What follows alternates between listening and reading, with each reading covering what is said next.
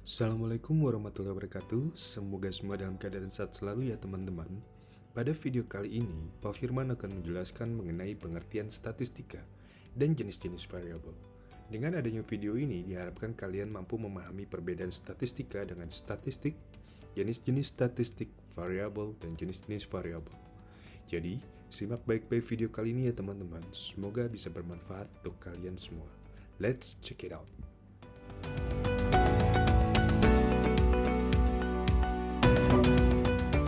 Kalian pasti pernah mendengar kata statistik dalam kehidupan sehari-hari, bukan? Misalnya saja Badan Pusat Statistik, yang mempunyai fungsi sebagai lembaga pengkaji, penyusun, serta merumus kebijakan di bidang statistik nasional. Sementara pada video kali ini, kalian akan mempelajari apa itu statistika, apakah makna istilah statistik dan statistika sama. Mari kita cari tahu lebih lanjut.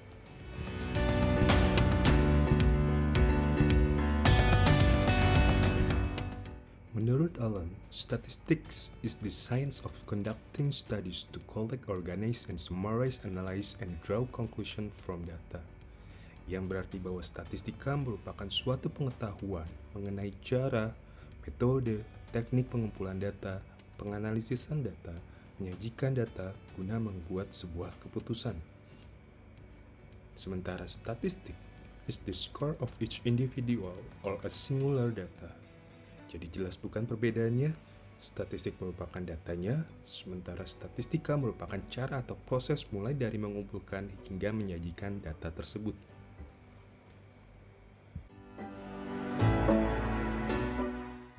Statistika dibagi menjadi 4 jenis. Yang pertama, berdasarkan orientasi pembahasan. Statistika dapat dibedakan atas statistika matematika dan statistika terapan.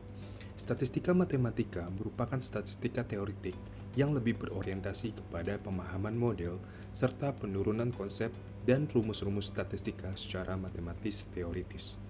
Misalnya saja, model dan penurunan rumus-rumus dalam analisis regresi, statistik uji T, kemiringan, ketajaman, ekspektasi, galat, estimasi, dan lain sebagainya. Sedangkan statistika terapan lebih berorientasi kepada pemahaman konsep dan teknik-teknik analisis statistik, serta penggunaannya atau terapannya dalam berbagai bidang, misalnya statistika sosial. Berdasarkan fase atau tujuan analisisnya, statistika dapat dibedakan atas statistika deskriptif dan statistika inferensial.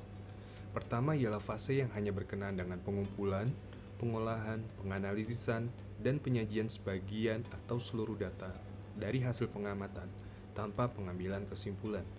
Fase ini disebut dengan fase statistika deskriptif. Dengan demikian, fase atau teknik statistika deskriptif itu memungkinkan data kuantitatif yang lebih besar dan dinyatakan dalam bentuk yang lebih sederhana. Misalnya, rata-rata yang mewakili sekumpulan bilangan adalah lebih sederhana daripada setiap bilangan itu digambarkan satu persatu. Tugas mencari rata-rata dari sekumpulan bilangan itu termasuk ke dalam fase statistika deskriptif. Fase kedua adalah fase statistika yang berkenaan dengan pengambilan kesimpulan mengenai keseluruhan data berdasarkan data yang banyaknya lebih sedikit. Fase ini disebut fase statistika inferensi atau induktif. Dengan demikian, fase atau teknik statistika inferensi ini memungkinkan atau memudahkan peneliti mengambil kesimpulan atau membuat generalisasi prediksi dari data yang sedikit atau sampel untuk data yang lebih banyak atau populasi. Yang ketiga, dilihat dari asumsi mengenai distribusi populasi data yang kita analisis. Statistika dapat dibedakan menjadi statistika parametrik dan statistika non-parametrik. Statistika parametrik merupakan statistika yang didasarkan pada model distribusi normal, sedangkan statistika non-parametrik adalah statistika dengan teknik-teknik yang tidak didasarkan pada model distribusi normal atau bebas distribusi. Apa itu distribusi normal dan bebas distribusi? Kita akan membahasnya pada video berikutnya. Dan yang keempat, berdasarkan jumlah variabel terikatnya atau independent variable. Statistika dapat dibedakan atas statistika univariate dan statistika multivariate. Teknik analisis statistika yang melibatkan hanya satu variabel terikat atau satu variabel tolak ukur atau kriterion termasuk ke dalam statistika univariate. Sedangkan teknik statistika yang melibatkan lebih dari satu variabel terikat atau lebih dari satu variabel tolak ukur termasuk ke dalam statistika multivariat.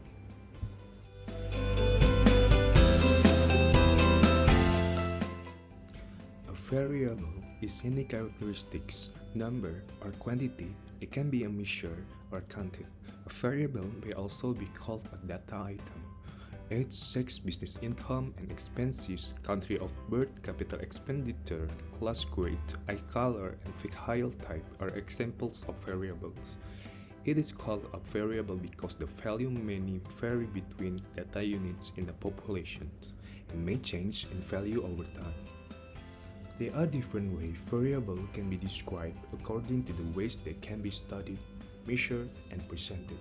Numeric variables have values that describe a measurable quantity as a number like how many and how much. Therefore, numeric variables are quantitative variables. Numeric variable may be either described as either continuous or discrete. Continuous variable is a numeric variable. Observation can take any value between a certain set of real numbers. A discrete variable is a numeric variable. Observation can take a value based on a count from a set of distinct whole values. Variable discrete and continue masuk ke dalam variabel acak atau random variable. Untuk mengetahui perbedaan antara variable discrete dan variable continue, mari pahami tabel berikut ini.